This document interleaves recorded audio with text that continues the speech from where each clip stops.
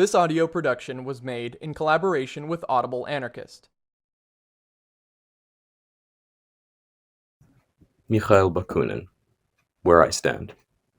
I am a passionate seeker after truth, and no less embittered enemy of evil-doing fictions, which the party of order, this official, privileged, and interested representative of all the past and present religions, metaphysical, political, juridical, and social atrociousness, claim to employ even today, only to make the world stupid and enslave it.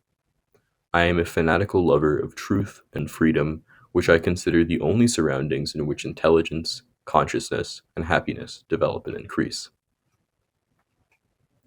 I do not mean the completely formal freedom which the state imposes, judges, and regulates. This eternal lie, which in reality consists always of the privileges of a few based on the slavery of all.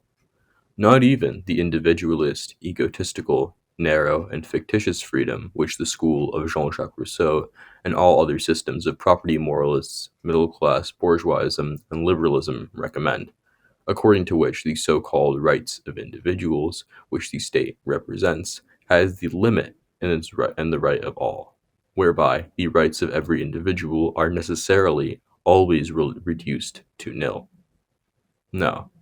I consider only that as freedom worthy and real as its name should imply, which consists in the complete development of all material, intellectual, and spiritual powers which are in a potential state in everyone, the freedom which knows no other limits than those prescribed by the laws of our own nature, so that there really be no limits. For these laws are not enforced upon us by external legislators who are around and over us. These laws are innate in us, clinging to us, and form the real basis of our material, intellectual, and moral being.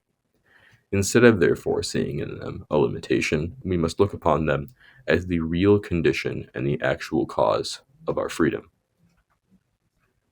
Unconditional freedom. I mean that freedom of the individual which, instead of stopping far from the freedom of others as before a frontier, sees, on the contrary, the extending and the expansion into the infinity of its own free will, the unlimited freedom of the individual through the freedom of all, freedom through solidarity, freedom in equality, the freedom which trumps over brute force and over the principle of authoritarianism, the ideal expression of that force which, after the destruction of all terrestrial and heavenly idols, will find and organize a new world of undivided mankind upon the ruins of all churches and states.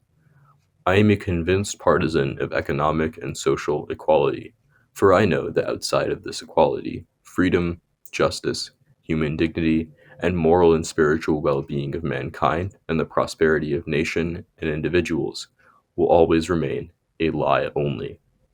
But as an unconditional partisan of freedom, this first condition of humanity, I believe the equality must be established through the spontaneous organization of voluntary cooperation of work, freely organized into communes federated by productive associations and through the equally spontaneous federations of communes,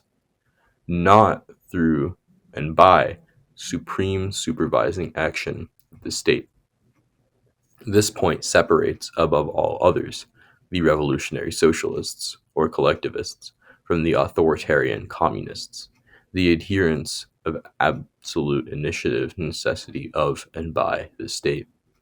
The communists imagine that condition of freedom and socialism, i.e., the administration of society's affairs by the self-government of society itself without the medium and pressure of the state, can be achieved by the development and organization of the political power of the working class, chiefly of the proletariat of the towns, with the help of bourgeois radicalism,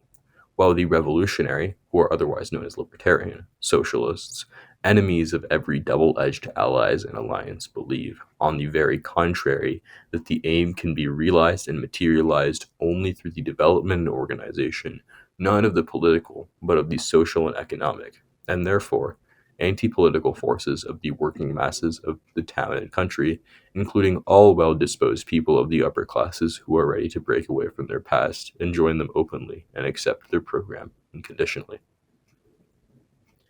Two methods. From the difference named, there arise two different methods. The communists pretend to organize the working classes in order to capture the political power of the state.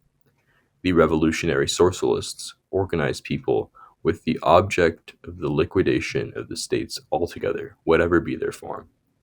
The first are the partisans of authoritativeness in theory and practice. The socialists have confidence only in freedom to develop the initiative of peoples in order to liberate themselves. The communist authoritarians wish to force class science upon others. The social libertarians propagate empirical science among them so that human groups and aggregations infused with conviction and understanding of it spontaneously, freely and voluntarily, from bottom upwards, organize themselves by their own motion and measure of their strength, not according to a plan sketched out in advance and dictated to them, a plan which is imposed by a few highly intelligent, honest, and all that upon the so called ignorant masses from above. The revolutionary social libertarians think that there is much more practical reason and common sense in the aspirations of the people than in the deep intelligence of all the learned men and tutors of mankind who want to add to the many disastrous attempts to make humanity happy in a still newer attempt.